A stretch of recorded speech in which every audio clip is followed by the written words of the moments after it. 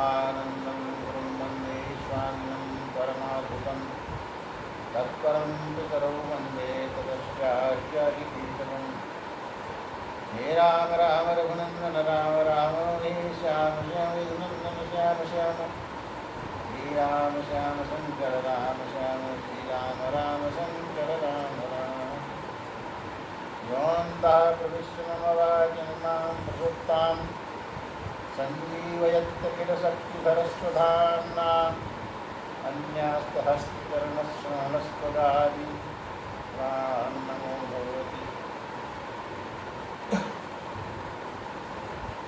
ॐ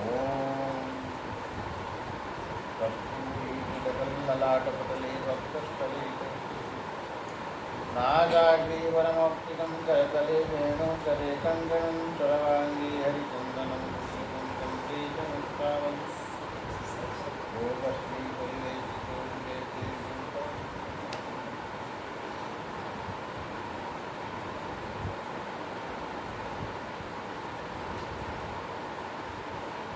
रामाय रामभद्राय रामचन्द्राय वेदसे रघुनाथाय नाथाय सीताय पतये नमः नमामि गङ्गरो वन्दे बुद्धाविश्वासबुद्धिं याभ्यां विनां पश्यन्ति शान्तस्थमीश्वरं वर्रापीडं नटवरवपु कर्णयो कर्णिकारं बिभ्रतवासाचमककलुषं वैर्यन्ति जमानं वृन्दान् वेणुर्धरसुतया पूरयन् गोपवृन्दै वृन्दारण्यं सपदर्वणं प्राविशति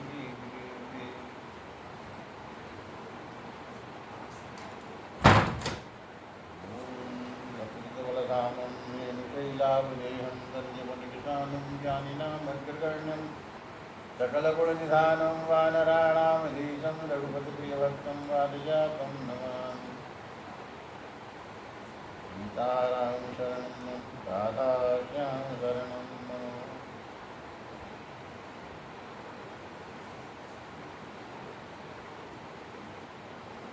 नर समान नहीं कौनो देही मनुष्य के समान कोई भी शरीर नहीं। जितने शरीर हैं संसार में, जितने ही शरीर हैं दिख रहे हैं, ये सब भोग भोगने के लिए, जो हम कर्म करते हैं उनका भोग। और मनुष्य का शरीर हमें प्रारब्ध बनाने के लिए होता है, आगे भोग को जोड़ने के लिए होता है, योग के लिए होता है। योग का अर्थ होता है जुड़ना। किससे जुड़ना चाहिए? हम किससे जुड़ जाएं? जिससे अलग हुए हैं। हम किससे अलग हुए? हाँ, भगवान से अलग हो गए। तो भगवान से कैसे जुड़ेंगे? जब में हम सब में हमारी मैत्री का भाव होगा, समता का भाव। भगवान रहता कहाँ है? सब जगह। उसका स्थान क्या है? तभी तो हम उससे मिलेंगे। भगवान सब जगह, सर्वम वासुदेवमिति, सब जगह वासुदेव है, कृष्ण है, राम जी है, सब जगह। तो फिर हमको मिलते क्यों नहीं है? संत कहता रोज मिलते हैं, लेकिन तुमको दिखते नहीं। क्यों नहीं दिखते? बोले तुम्हारे अंदर एक ऐसा पर्दा पड़ा हुआ है, वो पर्दा जो है मिलने नहीं देता। बोले कौन सा पर्दा है? हमारी तो आंखें ठीक है, हमको बेपर्द लोग है। बोले है अज्ञान का पर्दा। अज्ञान है। भगवान तो नित्य मिलता है, सुबह से शाम तक मिलता है, हम पहचान ही नहीं पाते। और बोले कैसे मिलते? बोले हर चीज तुम्हें प्रस्तुत कर रहा है। तुम्हारे मन को बड़ा कभी क्रोधित कर देता है, कभी प्रसन्न कर देता है, कभी लज्जित कर देता है, कभी सुख का अनुभव कराता है, कभी दुख का अनुभव कराता है। वो कैसे कराता है? कराता तो है, तुम समझ ही नहीं पा रहे हो। समझ इसलिए नहीं पा रहे हो कि तुम उसे मानते ही नहीं हो, जानते ही नहीं हो, और परिचय पूछने आए हो। बोले क्या है? अरे भाई, हम जब कह रहे हैं सब में भगवान है, सब जगह भगवान है, और जैसा भगवान है, जैसे तुम्हारे विचार हैं, उसी भाव से मिल रहा है।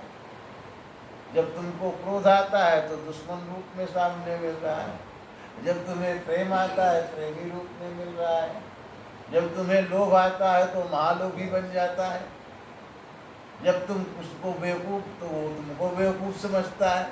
भगवान तो हर जगह हर रूप में मिल रहा है। ये सब परिवार जो बैठा हुआ है सब भगवान ही तो है, इनमें भगवान ही तो है। आपने कभी वो फोटो देखी है कि नहीं? वृंदावन की गुप्तगांव वाली है, भगवान ऊपर है, सब में भगवान है, वो सब पकड़े हुए एक दूसरे से।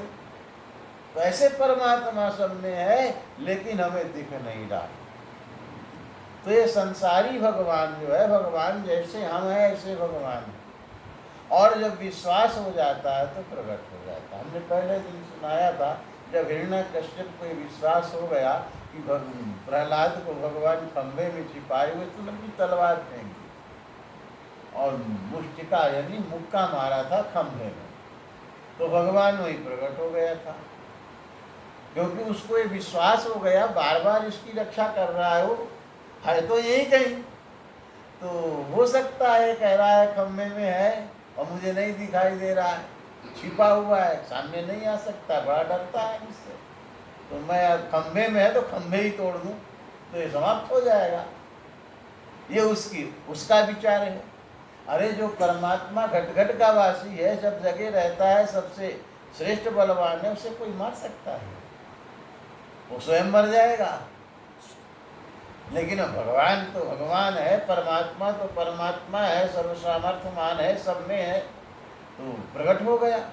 ऐसे ही परमात्मा हर जगह है, श्रद्धा से प्रकट कर दो, श्रद्धा से, और उसकी बिना कृपा के कुछ नहीं होता। एक आपको हम इधर उधर की बात तो सुनाते नहीं है, सब शास्त्र की बात सुनाते हैं।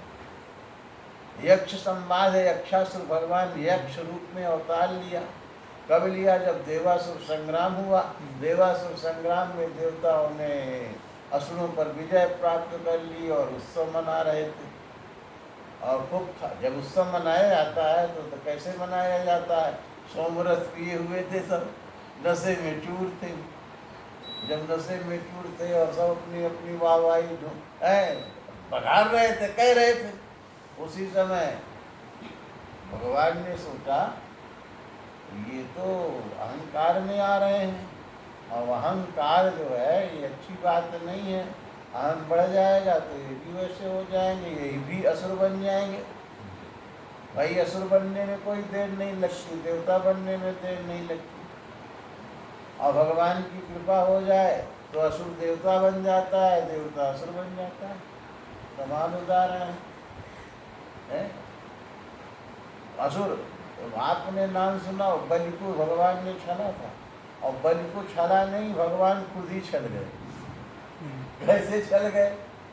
बलि एक ऐसा हुआ है कि जो शरीर बिना शरीर बदले, अब उसका जन्म नहीं होगा, उसी शरीर से देवराज इंद्र बनेगा, वो दूसरा जन्म भी नहीं होगा, क्योंकि भगवान ने उसको ये पद दे दिया। पद लिया तो पद दे दिया, और इतना बड़ा पद दे दिया कि चौकी, जब तक वो इंद्र नहीं बनेगा तब तक वो चौकीदार बने रहेंगे। अगले मन श्रावण मन में उठा करके श्रीमद् भागवत पुराण, हरिवंश पुराण, कोई भी पुराण देख लो, सब में कथा मिलेगी। भगवान ने कहा ये अगले मनवंतर में देवराज इंद्र बनेगा, शरीर परिवर्तन नहीं होगा, तो बलि इंद्र बनेगा। लोग मर करके रूप उसी रूप में इंद्र बन जाएगा। देखिए, असुर राज से देवराज बन जाएगा, ये कौन कर सकता है? ये परमात्मा कर सकता है। यानी राक्षस दैत्य से वो देवता बन जाएगा, शरीर परिवर्तन नहीं होगा। उसके बाबा को तो और भगवान को तो शरीर परिवर्तन करना पड़ा है, विष्णु से 52 बनना पड़ा। तो भगवान यही परमात्मा है जो भक्त के अधीन है। भगवान की भक्ति में बड़ी शक्ति है। भगवान को वैभव कोई दिखा करके, ऐश्वर्य दिखा करके भगवान को मोहित करना चाहे और भगवान राग सुना करके भगवान को प्रकट कर, तो भगवान बंधन में बांध देते हैं। भगवान संत के संग रहते हैं, भगवान भीड़ में नहीं रहते। जो लोग बड़े बड़े यज्ञ करते हैं, मंत्र रचाते हैं, बड़े बड़े आडंबर करते हैं, ठीक है, उनके पास पैसा है, खर्चा कर रहे हैं और भगवान करा रहा है। जैसा पैसा वैसे जा रहा है। भाई धर्मात्मा का पैसा धर्म में लगेगा, अधर्मात्मा का पैसा धर्म में नहीं लग सकता। वो संत के पास लेकर जाएगा, संत मना कर देगा, ले जा ले जा ले जा, ये मुझे नहीं चाहिए, किसी को दे जा करके। और असाधु व्यवसायी होगा, उसको पैसे की जरूरत है, आपको पैसे की जरूरत है, तो गीता का सिद्धांत लग जाता है, परस्परम भावयन्ता परम भाव, एक दूसरे पर भाव मतलब कीमत। तुम अपनी कीमत दे दो, हम अपनी कीमत दे देंगे। और कीमत कभी सत्य की होती है, और सत्य संसार में कुछ है ही नहीं। यहाँ क्या सत्य है? सब झूठा है, कुछ है सही? ये शरीर भी झूठा, सब नाशवान है, तो नाशवान से नाशवान की कीमत। तो बोले क्या है, हम अधर्म बेच रहे हैं, तुम अधर्म खरीद रहे हो, बेच रहे हैं ना। हम तुमको आनंद दे रहे हैं, मनोरंजन दे रहे हैं, बस आप अच्छा ऐसे भगवान मिलने लगे, सबको भगवान नहीं मिल जाएंगे। संत का स्वभाव होता है, उसके शरीर में परमात्मा की एक छवि होती है। आप साधु के पास चले जाओ और किस वेश में मिल जाए, संत का मतलब जंगल में भी, घर में, सब जगह हो जाता है।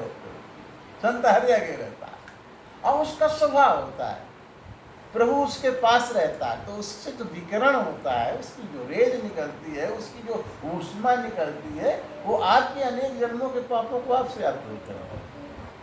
आप कितने भी प्रश्न लेकर जाओ साधु के पास, असली साधु हो तो सब भूल जाओगे वहाँ पर, क्या पूछेंगे, और वो सब उत्तर दे देगा, वो मन ही मन। और आप कामना लेकर चले जाओ और उसके पास उसकी सेवा, उसका मन आ गया, आप देख लो महीने 2 महीने बाद आपकी कामना सफल हो जाएगी।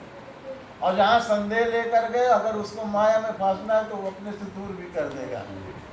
ये स्वभाव होता है, यही भगवान का स्वभाव है। जिसको अपनाते हैं, अपना लेते हैं। भगवान दत्त हैं, दत्त भगवान है। हरिवंश पुराण में कथा थी, दत्त भगवान से ज्ञान सीखने के लिए निकले,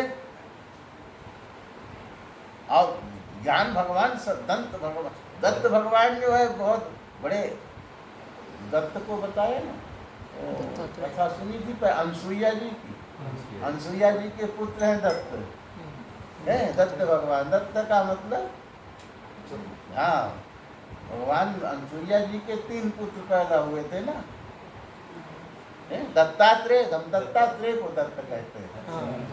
हाँ, दत्त जी, दत्तात्रेय जी। महाराज अलर्क को ज्ञान दिया है ना इन्होंने, तो दत्तात्रेय जी और ब्रह्मा जी और दुर्वासा जी, ये 3 पुत्र हैं उनके। और महामाया भगवती जो है सती अनसुईया उनकी माँ, और खेल खेल में उनके बेटे, उनके देखो ये साधु है ना, ये मत समझो, खेल खेल में बच्चे बन गए, वो भगवान को बच्चा बना दिया उन्होंने, गोद में खिलाया। माता अनसुईया ने डाल दियो पालना, झूलने लगे तीनों देव लालना, पहचानो अपने अपने बच्चे, पहचान पाए। रमा जी, ब्रह्माणी, रुद्राणी, चक्कर में पड़ गई, सब एक से दिख रहे थे। बोले ले जा अपने अपने बच्चों को ले जा। बोली भगवती आप ही दया करो। बोले ठीक है ले जाओ ना, तुम्हारे बच्चे हैं।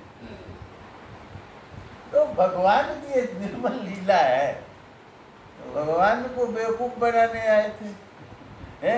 भक्त को, संत को भगवान और भगवान की सहधर्मियाँ, जो उनकी शक्तियाँ, वो भी पागल नहीं बना सकती। वो परीक्षा लेने आई थी सती अनसुईया की, सती अनसुईया की। वो सब लोग कहें माता अनसुईया, नारद जी ने कहा, तो बोले हम ऐसे कैसे मान लेंगे, महासती हमसे बड़ी सती थोड़ो है। तो बोले ठीक है, और अपने पत्नियों को कहा जाओ परीक्षा लो कर। तो उन्होंने जाकर परीक्षा लो, तो उन्होंने कहा माता में भिक्षा कराओ। बोले ठीक है दे रहे, बैठो बेटा। तो पुत्र हो हमारे, तुम भगवान हो गए। तो माँ कह रहे पुत्र हो। बोले हम निर्वस्त्र भिक्षा लेंगे, निर्वस्त्र। उन्होंने बस सोचा है छोटे छोटे बालक बन जाए, शिशु बन गए, जैसे महीने भर के भी नहीं हो, तत्काल बच्चे जो पैदा होते। अब समझ, अब गोद में खिला रही निर्वस्त्र होकर भिक्षा, क्या स्तन पान करा रही भाई उनको। अब इससे ज्यादा निर्वस्त्र क्या होगी, अपना दूध पिला रही। अब ये सब तीनों खड़ी, देवी जी हमारे पति दे दो। बोले ले जाओ अपने पति, कि हम इनको क्या करेंगे, क्या करोगी अब तुम जानो, परीक्षा लेने वाली हो। तो भगवान ये कौन कर सकता है, जो भगवान के भक्त है ना, वो प्रभु की लीला। तब उन्होंने ठीक है फिर दे दिया, फिर वही उनके पुत्र रूप में आए। तो यही दत्त जी जब बाहर बड़े ज्ञानी हुए, उनका एक सिद्धांत चलता है, बहुत दत्त के भक्त होते हैं, तो फिर लोग इनके पीछे भीड़ चलने लगी। जब साधु के पीछे भीड़ ज़्यादा आने लगती है तो वो फिर अपने कर्म बदल देता है, तो ऐसे ऐसे कर्म करता है जिससे भीड़ दूर हो जाए। हाँ, तो इन्होंने पहले तो बढ़िया कपड़े उपड़े पहनने लगे, ठाट से रहने लगे, तब भी लोग आने लगे। फिर इन्होंने सोचा क्या करें, फिर नशा पत्ती करने लगे, तब भी लोग आने लगे। फिर इन्होंने क्या किया, गंदी जगह में रहने लगे, जहाँ तो गंदे स्थान पर विष्टा उष्टा लपेटे रहते थे सब, नंगधड़ंग एकदम जैसे पा गए, और खाने से परमहंस स्थित में रहते थे, तब भी लोग जाने लगे। फिर इन्होंने तमाम अपने योग माया से लड़कियां बना, उनके साथ नंग धड़ंग पड़े रहते। तो लोगों ने कहा ये दत्त है ये, तब लोगों ने उनसे थोड़ा घृणा कर ली संसार वालों ने। अब अपना वो उन्हीं की विभूतियाँ हैं। और महाराज अगर उनसे ज्ञान सीखने के लिए पूरे संसार में भ्रमण कर रहे थे, तब वो पूर्वांचल में स्थित थे। एक गांव में पूछा यहाँ कोई दत्त रहते, बोले एक दत्ता है, वो शराबी कबाबी रहता है और तमाम औरतें उसके साथ रहती हैं, बड़ा ढोंगी है वो है। तो गए, देखा उनका, लेकिन संत का तेज तो तेज है, वो भगवान है, संत भगवान का स्वरूप है। तो उनके तेज को देख करके पहचान गए। बोले महाराज, अरे दत्त से आप दत्तात्रेय? बोले दत्तात्रेय हम नहीं है, हम दत्ता हैं। बोले नहीं महाराज आप ही हैं। जब पीछे पड़ गए, डांटा भी, मारा भी उनको, जब पैर ही पकड़ लिए तो भगवान, किसी से कहना नहीं क्यों आया है? बोले महाराज ज्ञान करना। बोले शुभ यहाँ से चलते हैं, तो सारी माया समाप्त कर अब अदर्क और दोनों लोग बोले और निकल करके उनको ज्ञान दिया। तो ये संत की माया है। संत जो है उसके पास जाने से, ये स्वभाव है उसका, उसके पास जाने से। और साधु कहीं रुक जाए, वहाँ किसी प्रकार का कष्ट नहीं हो सकता, नहीं हो सकता। यथार्थ बताए नहीं, बड़े भाग्य से वो लोग मिलते हैं। हमें अपने जीवन का अनुभव, हम बहुत छोटे थे, आपको कथा सुना, दुनिया कथा सुन, भगवान की सुना। सन 87 में याद करिए पूरे भारत में अकाल पड़ा था नहीं, सूखा, याद करिए सूखा पड़ा था। हम बहुत छोटे थे, 87 में कितने छोटे रहे होंगे। मन में आया चलो यज्ञ करें, हम साधु थोड़ो हैं, तो सुनते रहे। तो एक विकास खंड है, वहाँ पर हमने कहा यहाँ यज्ञ कराएंगे। वहाँ बड़े बदमाश लोग थे, वो यज्ञ नहीं होगा, नहीं होगा, ठीक है होगा। कुछ ब्राह्मण परिवार थे, क्षत्रिय परिवार थे, कुछ राजपूतों के परिवार थे, तो थोड़ा मानते थे हमको, वहाँ जाओ तो आज भी भगवान जैसे मानते हैं। तो बोले भगवान होगा, थोड़ा थोड़ा करके पंडितों की व्यवस्था भी है। परिणाम क्या हुआ, पूरे भारत में, उत्तर भारत में बारिश नहीं हुई थी जून जुलाई अगस्त सितंबर तक। और उस जहाँ यज्ञ हुआ था वो विकास खंड जितना है वहाँ खूब बारिश हुई। तो आज भी लोग याद करते हैं वहाँ के, हम अब बूढ़े हो गए हैं तो है नहीं, तो जो है वो भी बूढ़े हो गए हैं, लेकिन उनके बच्चों को कहानी चलती है। तो हमसे कहते हैं आप साधु, हमने कहा न तब साधु थे न अब साधु। भगवान को मानो। हमने कहा यज्ञ में कोई न कोई साधु तो आया ही होगा, उसी का प्रभाव है। तो भक्तों का प्रभाव, भक्तों का प्रभाव जहाँ होता है उनके प्रभाव से, इसलिए उनको जरूर प्रणाम करने जाओ जहाँ संत हो। अब संत की पहचान क्या है? संत की पहचान ये है, उसके पास कोई वैभव देखने को नहीं मिलेगा, बस उसके सामने बैठ जाओगे, जब उसके चेहरे को या उसकी क्रियाकलापों को देखोगे तो उससे जो तेज विकरण होता है, विकरण होता है ना, उससे जो रेज निकलती है वो आपके भावों को आपसे आप समाप्त करते हैं, वो उसकी पहचान है। और वही आपकी दुर्गुणों को, आपके दुर्गुणों को खींच लेगा। उसकी कृपा हो जाएगी, आपको रोग भी दूर कर देगा, शोक भी दूर कर देगा। उसकी कृपा हो जाएगी तो आपके व्यवसाय को भी ठीक कर देगा।